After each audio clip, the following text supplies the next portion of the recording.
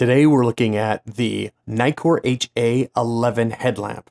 What do you think the most important feature of a headlamp should be? You have 3 seconds to decide. Time's up. If you said lightweight, I agree. That is probably the most important aspect of a headlamp. Welcome back to Shul Lights. Today we're going to be talking about the HA11 Nitecore, which is sure to be one of your favorites because of a sweet set of features, low cost, and extremely lightweight. You know, there's lots of features about flashlights, right? There's color, there's temperature, tint, runtime, there's lumens, there's candela. But the fact of the matter is, when it comes to a headlamp, you're very unlikely to be wanting to throw very far. You're going to be basically looking at something in front of you. It's for hands-free operation. So the types of emitters you use matter less. Maybe CRI matters, but you know, I just was using a headlamp just 2 days ago to switch out my garbage disposal, and I'm telling you that high CRI didn't matter at all. What mattered was this thing wasn't weighing me down and getting in my way. So I've got a plethora of headlamps here. We'll show you some of them. And I'm going to tell you that the reason why I was so interested in this Nitecore HA11 is because it promises to be the lightest of the bunch, and I used it for my garbage disposal repair, and it was awesome. Okay, let's take a look at what comes in the box. So here's the box itself, kind of a nice retail packaging, and inside is a pouch with a battery, it's ready to go, and a clip. We're going to get back to this clip in a moment.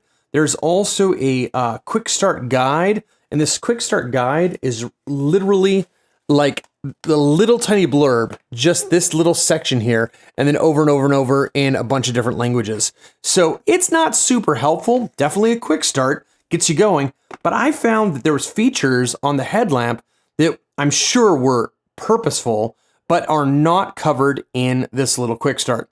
So I also noticed that on the quick start, there was a QR code. And so maybe if I scan that, it's taking me directly to their website, probably a PDF that has all the good deets in it.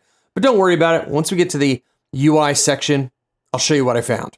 Notice that the battery it comes with is an alkaline, and that's because the first feature we want to talk about is what it runs on. It is a dual fuel flashlight, and it'll run on basically any AA sized or 14500 size battery you can throw at it. So let's take a look at how that works. There is a little tab right here at the top, and if you kind of just pull, it opens up, and that is the battery right there. You'll see that I'm running a nickel metal hydride right now, and on a loop, right? But you can run alkaline, you can run 14500, and if you do run a 14500, you're not going to get increased runtime. Sorry, strike that. You're not going to get increased output, but you will get increased runtime. Include a lot more energy in the same package. So use whatever cell you like, but I strongly recommend against alkalines specifically. Use them in a pinch, but the reason why I recommend a nickel metal hydride, a NiCad, an on a loop, or a lithium ion is because all these chemistries will not leak and destroy your light. All right, so there's that. Now, the interesting thing is you'll notice that the battery takes up basically most of the light. That's how small this light is. While we got the battery open, I'll also point out that there is some engraving in here to show you which way the battery should go.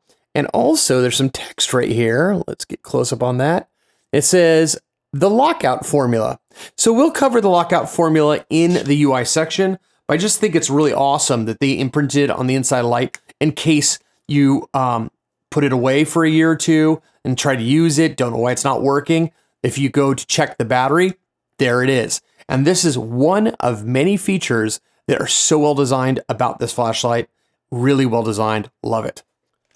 Let's talk about that included clip that I mentioned earlier. So this comes pre-assembled like this with an ultralight headband, but there is a swivel right here with distinct clicks that'll keep it at the angle you want. So if you want it down towards the ground or straight across eye level, you're good to go. Now what this does is this installs right here in this hole behind the headband. And you're going to just click that in right there, and then it snaps in place. I don't have mine snapped in, but I want to point out that one of the cool things about this clip is if it is snapped in right there, okay, let's take my hat off.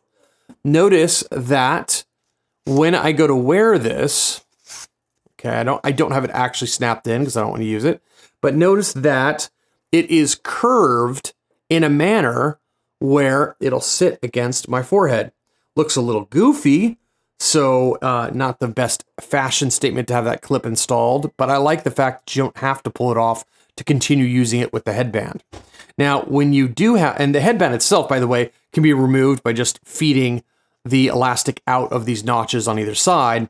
So when you do have this installed, it opens up a plethora of capabilities like, you know, putting it into a pocket, putting it onto a side of a vest, because it does spin. So if you have this clicked on, you can have it turned this way so that it could be on a hiking backpack, like one of the arms on your backpack. Let's finish up looking at the ergonomics, and then we'll head into the UI. It's got two LEDs in front. It's got these grips on the side. They don't really do anything. They're probably just for actually holding onto the light while you grab this tab and open it up. The tab is just a clicky kind of affair, and it's pretty just simple design, actually. It is all plasticky, and that's not a bad thing. It's all plasticky because it's intended to be lightweight. So that means that the front's plastic, every aspect of it is plastic. It also is good, though, if you're working in an electrical environment where you don't want metal on your head conducting something. Now, on the top, you got two switches.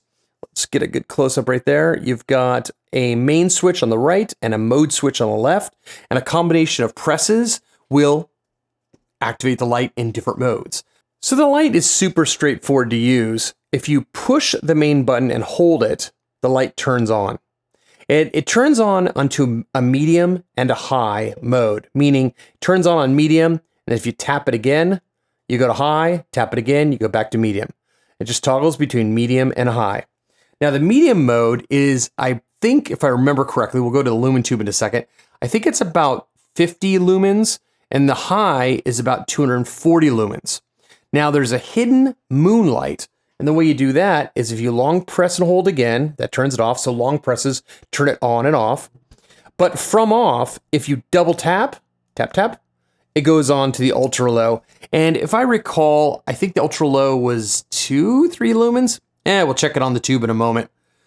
Now, when it's on, there's the mode button. And the mode button, if you press it, will get you into red light. Now, if you press it again, it's going to go back to the main group. So the mode button basically turns it on.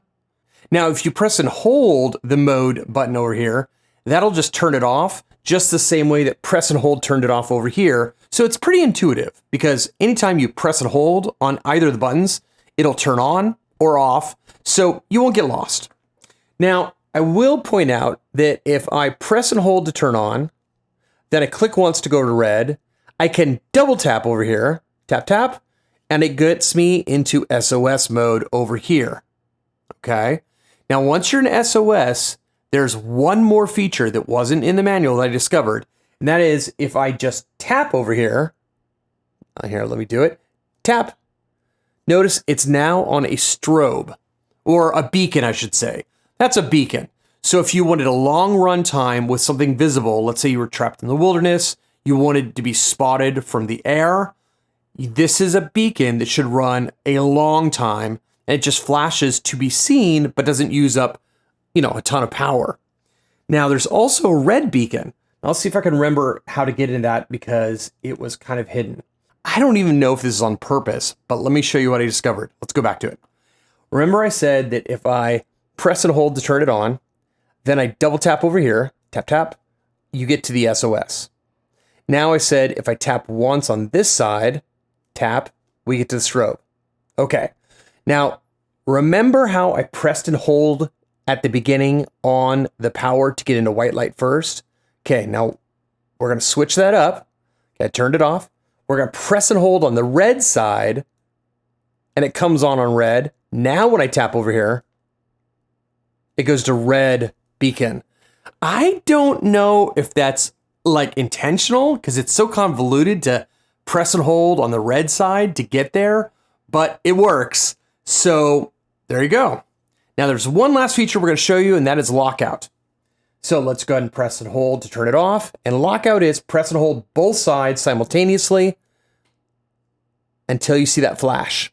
Now you see that triple flash. It is now locked out, so any button I press, it'll beep once or flash once, which is awesome because I love when lockout has some kind of feedback to show you it's in locked out mode.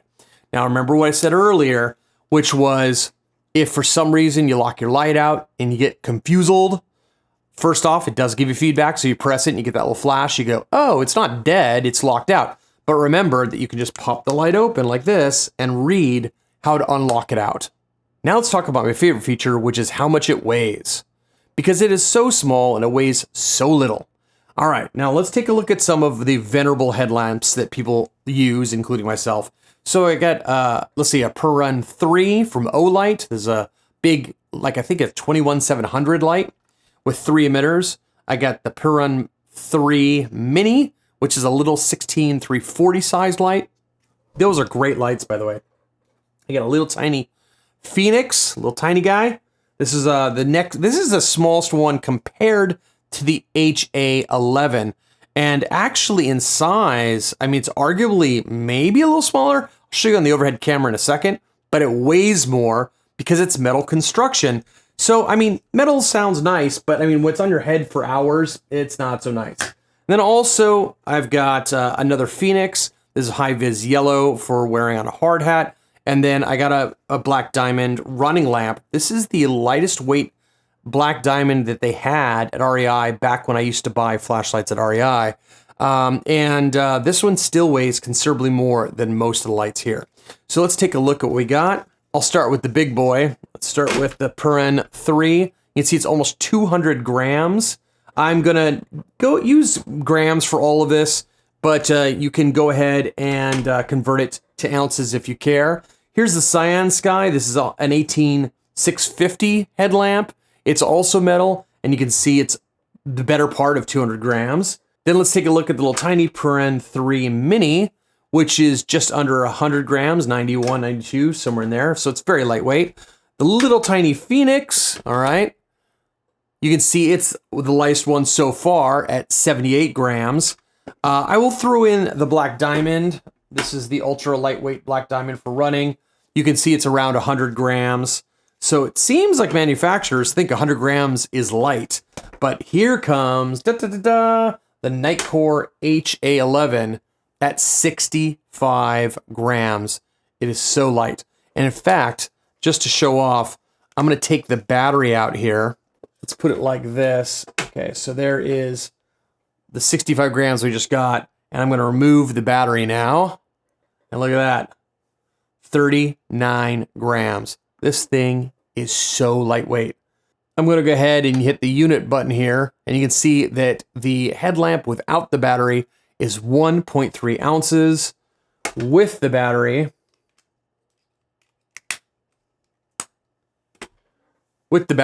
2.3 ounces, extremely lightweight. Let's do a quick size comparison. I'm going to throw the HA11 down right here so you can kind of see how big it is.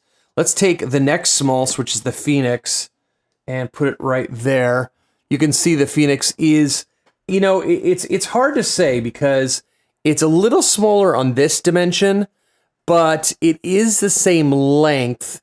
And, you know, you can see what I'm saying about it's arguably smaller, but I do want to point out that it is a single light source. This has the red, and also because of its metal construction, it's actually considerably heavier, as we just saw. Per-Run 3 Mini, it's about, the, you know, they're all pretty small, but remember, this is a heavier lamp. Let's put up the Per-Run 3, and let's go ahead and put up Cyan Sky 18650. Let's get that up here easier so we can see them all at once. That way, hopefully you get a good idea of the given size of these headlamps. Now, I would be remiss if I didn't just put it on my head so you could see it like that. Here, let's start with a big boy. Let's start with the Olight Perm 3 so you can get an idea of how a big giant headlamp looks, okay? There you go, big giant headlamp. Let me turn it on. All right, there you go. Headlamp. Okay, so the Perm 3 has an incredible runtime and it's very bright. But you know what? It's really floody. I mean, that's just the way this headlamp is. Let's take a look at the Nitecore now. The first thing I noticed going from that one to this one is that the strap is thinner, which means that it's less contact on my head, but it doesn't need as much contact because it's so much lighter. So that means that I'm not going to get as hot. And of course, I don't have the over-the-top strap, which the over-the-top strap is helpful for holding a big heavy light like this. But of course, it gives you that kind of like weird reverse mohawk look on your hair, which isn't a great look. Now you can see how small this one is. It's really tiny. And then let me go ahead and turn it on. Okay. Oh, I have it a lockout still. See, that feedback really does help. So let's press and hold on both sides. There we go. It's turned on in moonlight. And then I'll just tap it to go to the medium and now the high. Let's aim it right at the camera. That's too bright for the camera. You can see I can angle it to, basically straight down. It's like it's right in front of me right here like this. There's a notch, there's a notch, there's a notch, and then that's actually like higher than my vision. So, I mean, there's also different adjustments you can make on the topography of your head, but there you go.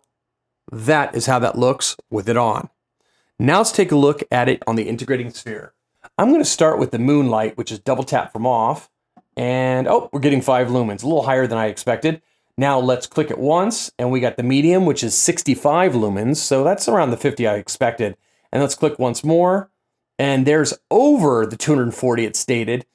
This is a good time to mention that the driver in this is not only dual voltage, but it is also constant current and PWM free. That means there's no flicker that is detectable by the eye because it doesn't flicker, it's just constant on. And as the battery ages, as the battery sags, it's not going to drop in output. This is an amazing feature set for a headlamp this expensive. I haven't even mentioned this yet. This thing is under $20. Now that we've said that, let's jump to their website for a second. And I need to show you that there is the HA11 here on the top that I'm reviewing at this moment, and it's about $20, like I said. But notice that there's also this discontinued model. I want to point out that if you do a search for the Nitecore HA11, often on Amazon, you'll find this model. And this model is actually an older discontinued model that doesn't have multi-chemistry support. It only does a single AA. And notice that the headband is kind of like 2 elastic strings. Well, I mean, prefer that or not. The fact of the matter is that was only 2 grams lighter weight than the current model that we got here. And I find this much more comfortable to wear, and the multi-chemistry support is definitely welcome. So what I'm trying to say here is when you look for your model, either get it directly from Nitecore to make sure that you get the current HA11, or just make sure you stay away from this older 2023 model.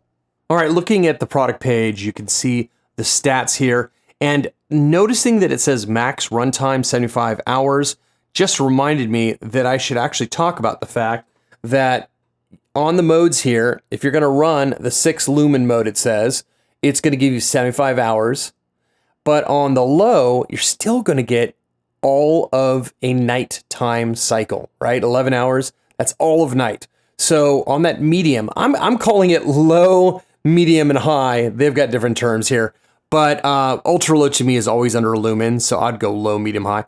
But anyways, on the medium, to get, an all-night runtime is amazing. And then even on the high, so if you just want to get as much output as possible, you're still going to get 4 hours on a 14500 lithium-ion battery. That is really amazing. With runtimes like that, you probably don't expect a high CRI emitter, and you are correct. It is not high CRI. It is a cool white, low CRI emitter because that makes it efficient. But let's take a look at it on the Sekonic anyways. So let me go ahead and turn this guy on. I will do it at the medium that I'm calling it, and that's what I get. I get about 5,500 Kelvin, about 82 points over black body, and then there's the RA and the R9 values.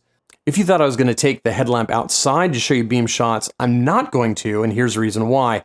This light is designed for kind of medium to close-up work. It's not for showing things 20 meters, 55 meters away. So I'd rather show you on the wall and just show you the nature of what you're working with and compare it against a couple other lights. So I'm going to go ahead and turn it on, tap it to high, and there you go. There is the hot spot right there. It's a nice, soft, pretty concentrated hot spot, which is awesome because it means you don't have to operate on high to see what you're looking at. Up close, it's like super useful just to be at the medium, I'm calling it.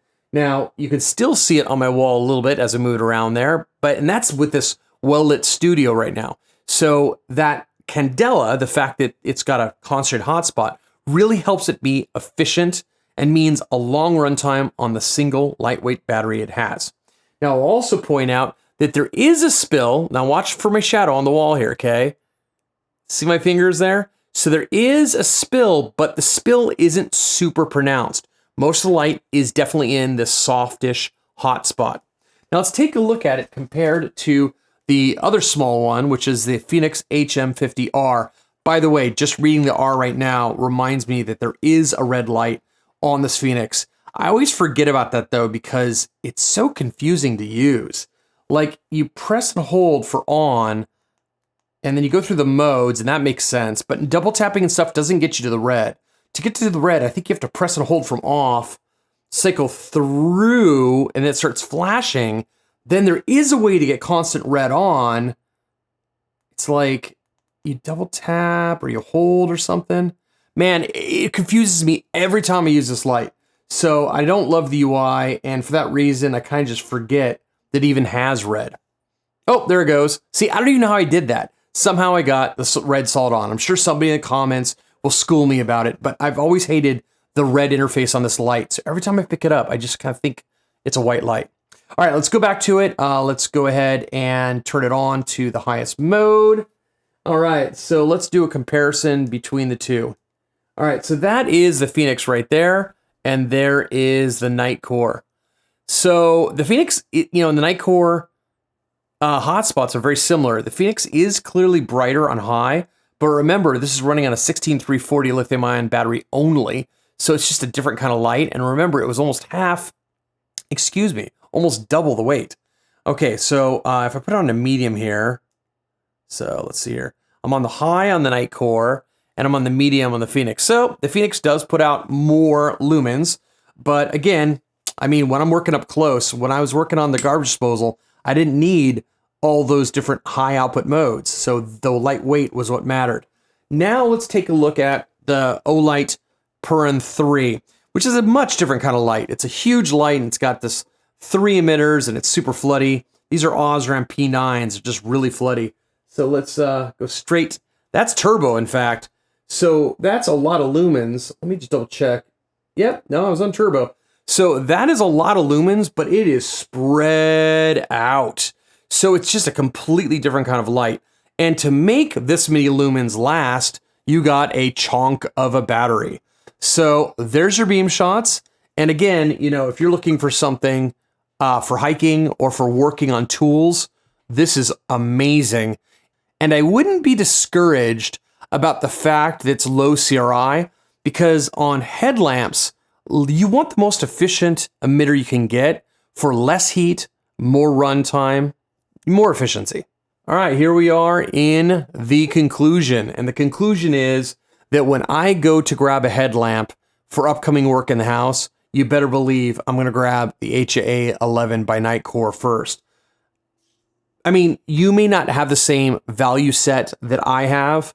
I mean, for example, I've got on my table here a Spy, Cool Fall Spy Trek. Well, it's the Trek specifically, not the Spy, but this is a $3,000 EDC light. And in a light like this, which is my favorite light of all time, I care about the tint. I care about the beam. I care about everything about it. But it's a different class of light than this. This is a tool. And when it becomes a tool like this, I don't want sapphire. I don't want metal. I want lightweight. I just don't want to feel it. I just want some light where I'm working and I want to be able to grab any battery available and pop it in there. So if the battery's dead, I don't have to wait to go recharge it. Let me just go grab an alkaline from the drawer and throw it in there. And that's where this light shines. One more thing I should point out is this is a headlamp, right? Duh. But many of you out there don't own a dedicated headlamp. Well, now's the time, man. $19? What are you waiting for? Get yourself a headlamp. Work hands-free. Hope you enjoyed the review. Please take a moment to like and subscribe to my channel. I'm releasing new videos all the time.